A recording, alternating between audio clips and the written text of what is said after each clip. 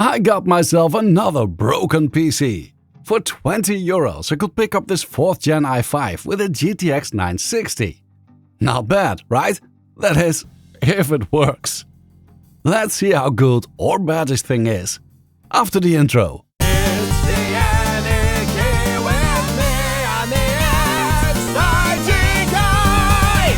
According to the previous owner, it would be stuck in BIOS.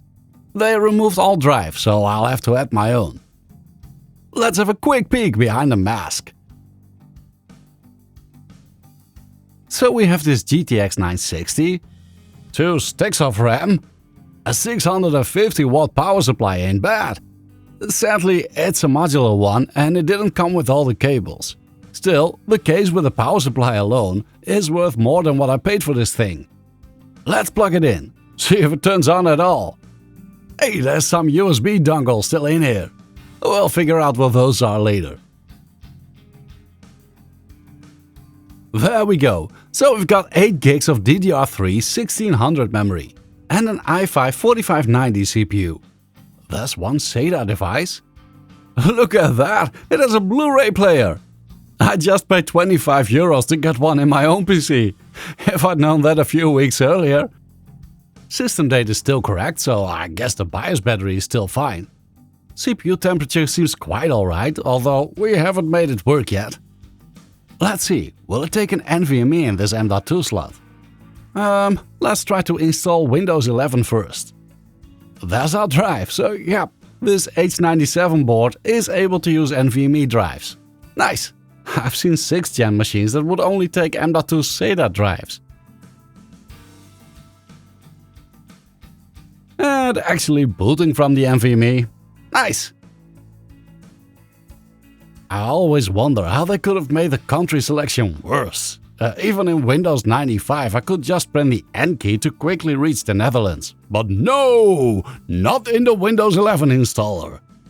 There it is. Oh no, I don't have internet. I'm broke, man. Should not have entered a password. Should not have done that. Nope. Nope. I required only then. Nope. Nope. Nope. Yeah, we're in Advertisement OS 11. Missing some devices. Okay, I lied. I do have internet. Let's plug it in and find some drivers for you. Wait, what? Well, it's boot looping. I don't think it's coming out again. I hope it's not a hardware issue, but the fact that this happened shortly after connecting it to the internet suggests it might be a driver issue. Let's try Windows 10. Same country selection BS. Ah well. Need to have something to complain about, right? Oh yeah, oops, let's restart it unplugged from the internet.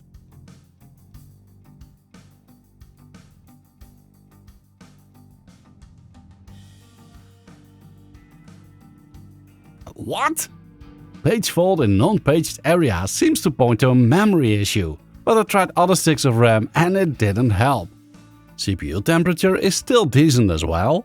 So I changed the graphics card for another card and that didn't help either. Is my NVMe drive dying? I sure hope not. Let's try this SATA drive. Just try Windows 11 again. Alright, looking good.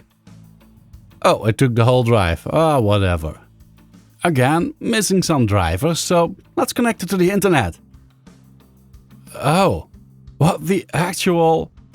A memory test came out fine. I know it's just a single pass, but since Windows fails every single time, let's try to install Linux, see if that's more stable. Let's do Endeavour OS, that's been serving us well lately. Install them well. Running the Nouveau driver for our graphics card, which usually isn't ideal, but let's see. Super Tux card in 4K? Maybe not. It seems reclocking doesn't work on this generation of cards, so let's just install the proprietary NVIDIA driver. The 580 driver should work on the GTX 960, so let's just try that. Given recent events, I should warn you to be careful with packages from the AOR or Arch User Repository, but I guess this one's fine. Alright, things are working. That's a lot better.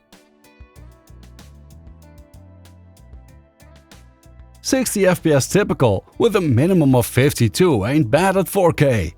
30 FPS in firmmark at 1080p isn't horrible either, but are those cards supposed to run that hot?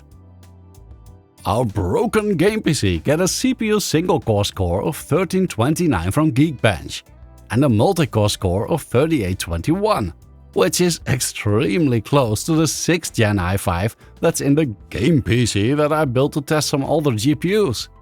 Not bad at all. I'll show you the GPU compute scores later. Let's do a few Steam games first. Mouse PI for higher at 1080p low settings gives us a mid-70s average, with 1% lows down to the low 50s. CPU temperature stays around 80 degrees, so it shouldn't be thermal throttling. Maybe that was just firmmark pushing it? Batman Arkham Knight at 1080p with a mixture of low, normal and high settings because of low VRAM shows an average of 39 FPS in the built-in benchmark, with a minimum of 26. WRC7 at 1080p high, 55 FPS average, 1% lows down to 43. Seems okay, but feels sluggish. What about medium settings? 67 FPS average with 1% lows down to 55, the average we saw in the high settings. It feels a lot more playable right now, although, yeah, I still suck at it. Doom Eternal! Oh, maybe not with 2GB of VRAM and 8GB of system RAM. Euro Truck Simulator 2 at 1080p and the high preset gives us a mid-60s average with lows in the high 30s. Okay-ish. I expected a little more, to be honest. Temperature is still at 80 degrees Celsius and it doesn't seem to be throttling. Let's see if we can repaste it anyway. It doesn't feel warm at all. That's kind of a bad sign, I guess. Not sure what we need to unscrew here.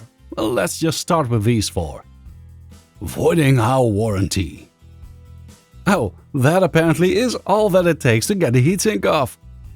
Disconnect the connector here. That does look like it could use some fresh paste.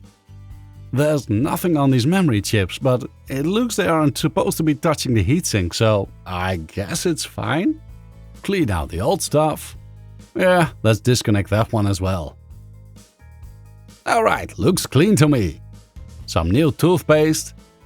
And put the heatsink back on. Alright, let's put it back in and see if it made any difference. Oops, maybe I should connect the HDMI cable as well. We've got visual. Now it runs way cooler in firmmark, just about 64 degrees Celsius, some 30 degrees less. Obviously, it's now scoring a lot better as well, with 33 FPS average and 2034 points, compared to a 30 FPS average and 1830 points before. Not bad! So let's now show you the Geekbench GPU scores as well. The OpenCL test scores over 200 points more after repasting, and the Vulkan test has improved by 142 points. Extra performance, almost for free! Mouse PI for higher is still showing similar frame rates though, but the temperature drop of almost 20 degrees Celsius is quite nice. Batman Arkham Knight now showing a way higher average of 50 FPS and a minimum of 33 FPS. WRC7 gives us some 5 FPS increase over the previous take. Doom Eternal! I couldn't run it before, but with launch options plus com_skip intro video 1 and plus stream _cache size MB 265, it actually runs. And how? At 1080p low settings, which is actually a tad too much for 2GB of VRAM already, we're seeing over 60 FPS average with 1% lows down to the mid-30s, which makes this game very well playable. Still doesn't make me any good though. I'd say this thing has improved quite a bit with a simple repaste. In Euro Truck Simulator 2, I didn't notice any uplift at all though, just a lower temperature. Hey, get out of my way! Oh, crap! Boss is not gonna be happy. While we're at it, let's try Black Mesa. The native port using 2GL at 1080p medium provides us with some 55 FPS average and 1% lows in the mid-30s. When I switch over to the Windows variant through Proton, both the average and lows go up quite a bit.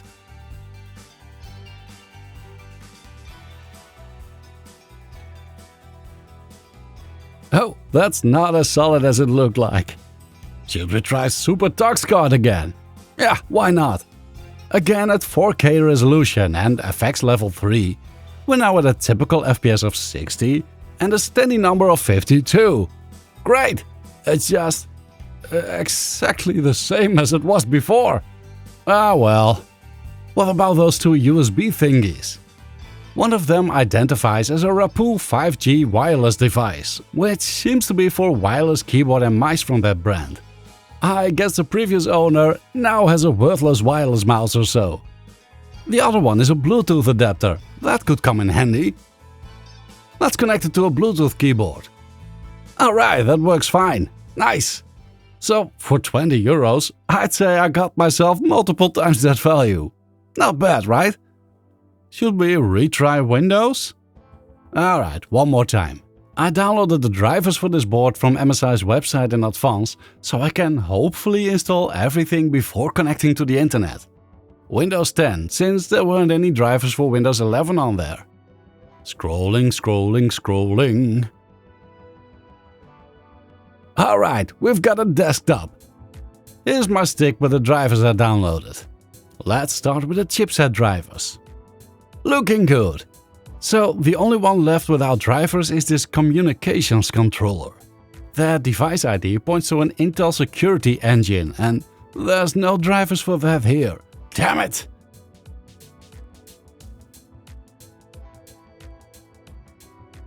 This platform is not supported. Oh. Well, let's just install the graphics driver and see what happens. 4K resolution, working well. Nice. Do I dare connect it to the internet? Sure! Ah, come on! Let's check the BIOS for that device. Intel Smart Connect, is that it? Let's just disable that.